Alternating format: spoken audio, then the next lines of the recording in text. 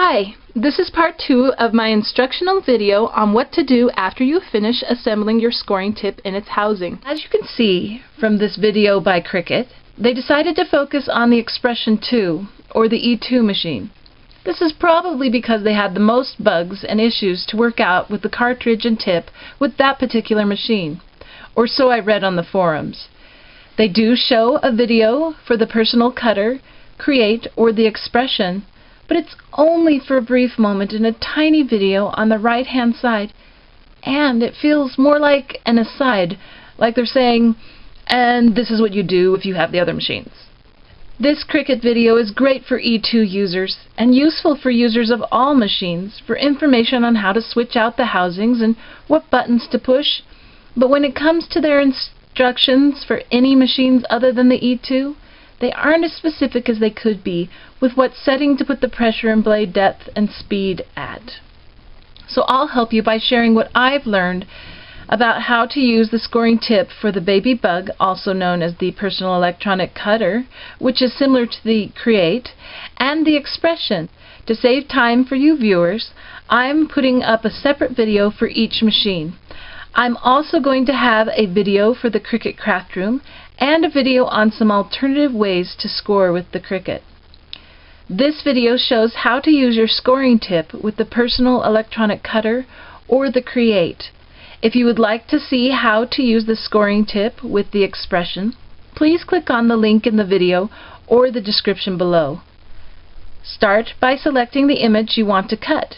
For this demonstration, I'm doing number 44 on page 72, the business card folder holder. I picked this one because it had the simplest score lines.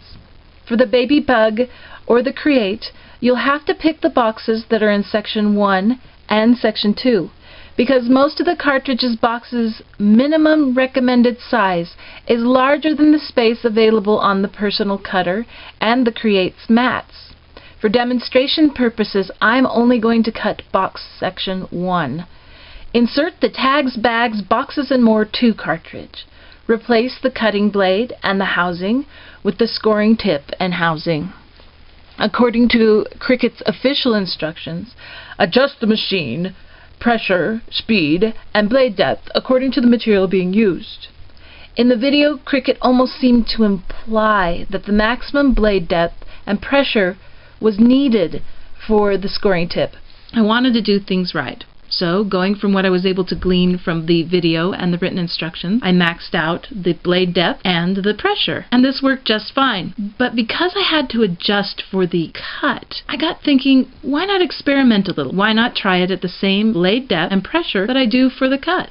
For this demonstration, I used both scrapbooking paper and a really thick cardstock. For this scrapbooking paper, a speed, pressure, and blade depth of 4 is what I normally use for cutting. For my thicker cardstock, I needed a little more pressure and blade depth, and I set them at settings I'd need for the cut. Once you have everything adjusted, load the mat. Depending on what section you're cutting, select the function key on the top left-hand side of the keypad that coordinates with either box section 1 or box section 2. Press the Shift key and select the image you are using. Pressing Shift will tell the Cricut that you want to use the score lines. If you don't use the Shift key, your machine will score the image instead of the score lines, and that can be frustrating, as I unfortunately discovered. After you select the image or the score line, press Cut. Once it finishes scoring, do not unload the mat.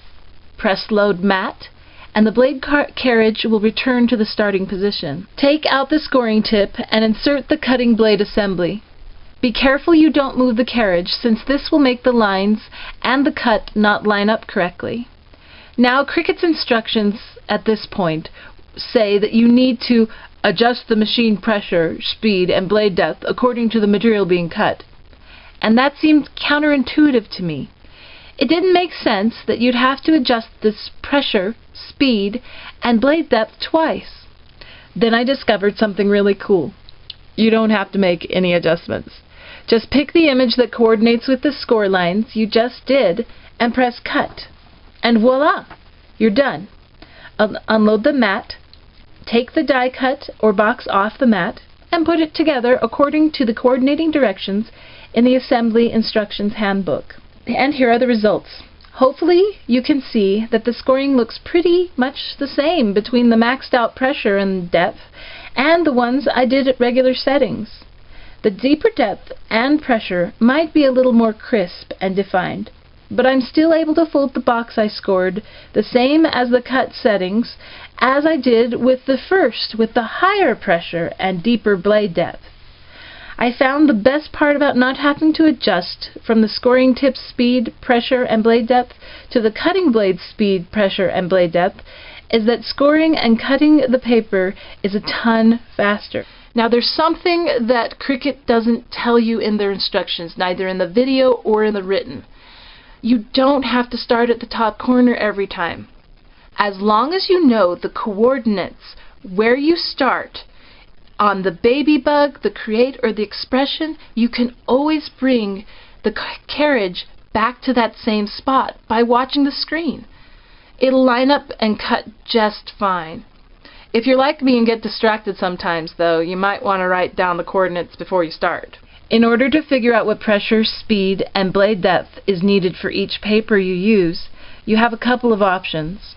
The first one is figuring it out on your own through playing around with your machine and paper. Another option is checking out a really helpful guide that I found at Above Ruby Studio, which tells you how to use the Cricut with a large variety of paper types.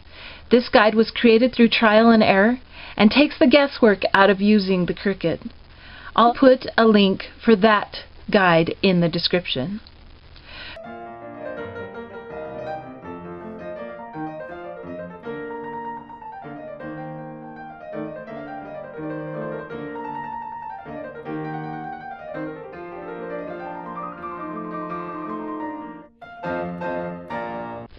I hope this video was helpful, and I hope you have some happy crafting, everybody, and see you later.